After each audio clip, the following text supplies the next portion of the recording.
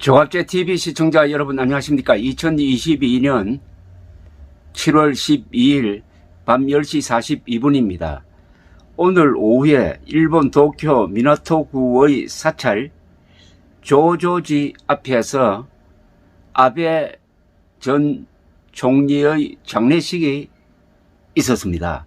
지난 8일 참의원 선거 지원 유세 도중에 피살당한 아베 신조 전 총리의 관을 실은 장의차가 경적을 길게 울리며 출발했습니다. 이 사찰 앞에 인도 한 500m가량을 가득 메운 시민 수천 명이 아베상 고맙습니다라고 외쳤습니다. 그리고 흰 국화와 대만기를 든 제1대만 사람 30여 명도 눈에 띄었습니다. 도쿄에 거주하는 50대 대만인 여성은 아베상은 대만 평화를 위해서 목소리를 높여준 세계의 몇 안 되는 정치인이라고 눈물을 흘리기도 했습니다. 이날 아베 전 총리의 장례식은 가족장으로 치러졌지만은 외국 주요 인사들이 조문을 했습니다.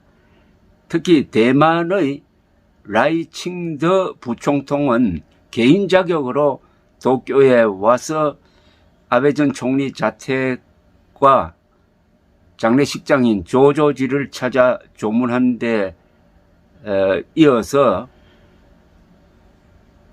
대만과 일본 관계에서 아베 전 총리의 노력에 감사하며 양국 관계 심화를 우리의 사명으로 삼겠다고 했습니다.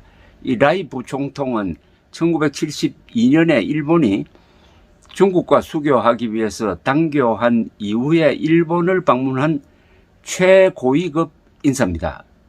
미국은 국무장관에 이어서 재무장관까지 보내 조문을 했습니다. 토니 블링컨 국무장관은 어제 도쿄에서 기시다 후미오 총리와 면담하고 조 바이든 대통령의 추모 메시지를 전했습니다. 그리고 바이든 대통령은 워싱턴에서 일본 대사관을 찾아서 별도로 또 조문을 했습니다. 미일 재무장관 회담을 위해서 일본에 온 제닛 앨런 미 재무장관도 람 이메뉴얼 주일 미국 대사와 함께 조조지를 찾아서 조문을 했습니다. 지금까지 259개 국가와 지역에서 1,700여 건의 조의 메시지가 왔다고 일본 외무성이 발표를 했습니다. 이런 가운데 윤석열 대통령도 서울 종로구 일본 대사관 공보문화원에 마련된 아베 전 총리 분향소를 찾아서 조문을 했습니다. 대통령실이 밝힌 바에 따르면은 윤 대통령은 조문록에 아시아의 번영과 발전을 위해 헌신하신 아베 전 총리의 명복을 기원한다. 유족과 일본 국민들께도 깊은 위로를 표한다고 썼습니다. 그러면서 가장 가까운 이웃인 한국과 일본이 앞으로 긴밀히 협력해 나가기를 바란다고 적었습니다. 윤 대통령은 이어서 아이보시 고이치 주한 미국 대사와 손을 맞잡고 아베 전 총리 서거 소식에 많은 충격을 받았다. 유족과 국민들에게 깊은 애도를 표한다고 했습니다. 대통령실은 윤 대통령의 이번 조문이 한일 양국이 가까운 이웃이자 가치와 규범을 공유하는 사이라는 점을 다시 한번 확인하는 계기가 되길 바란다. 한일 관계의 새로운 출발점이 되기를 기대한다고 했습니다. 분향소에는 윤 대통령이 보낸 조화가 자리했고 옆에는 김진표 국회의장과 한덕수 국무총리 조화도 나란히 놓여 있었습니다. 이에 앞서 여야 지도부도 아베 전 총리 분향소를 찾아 조문했습니다. 국민의힘 권성동 원내대표는 이날 오후 조문 후 기자들과 만나 비명에 돌아가신 아베 전 총리는 일본의 최장수 총리로서 일본 국민으로부터 많은 사랑과 신망을 받았던 분이다. 그분의 작고에 깊은 애도를 표한다고 했습니다. 우상호 더불어민주당 비상대책위원장도 조문을 하고 민주당과 정치적 견해는 달리하신 분이지만 비극적인 일을 당해서 위로의 뜻을 전하러 왔다고 했습니다. 명복을 빌고 일본 국민들도 굉장히 충격받았을 텐데 위로의 마음을 전한다고 했습니다. 아주 좋은 모습입니다. 이럴 때는 여야 관계없이 이웃 나라의 정치 지도자의 죽음에 애도를 표하는 것이 뭐 인간의 정으로서 또 나라와 나라의 관계에서 어긋난 점이 없다고 생각합니다. 다만 아쉬운 것은 조선일보, 중앙일보, 동아일보가 사설을 통해서 애도를 표하지 않은 점입니다. 그 피살 다음 날 나온 신문, 즉 지난 9일자 신문에 전혀 사설이 실리지 않았습니다. 그 큰 사건인데도 유독. 그런데 한겨레 신문은 사설로 애도를 표했습니다. 뒤늦게 사설이 나왔는데 조중동이 이들 사설은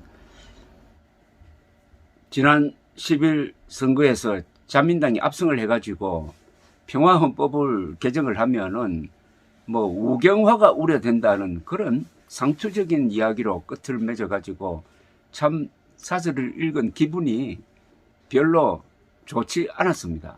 또 우경화 타령하는구나 하는 느낌을 받았습니다. 일본이 좌경화하는 것은 걱정해도 되지만은 일본의 우경화를 왜 걱정합니까? 일본의 우경화라는 게 그게 어디 침략하겠다는 것 아니잖아요.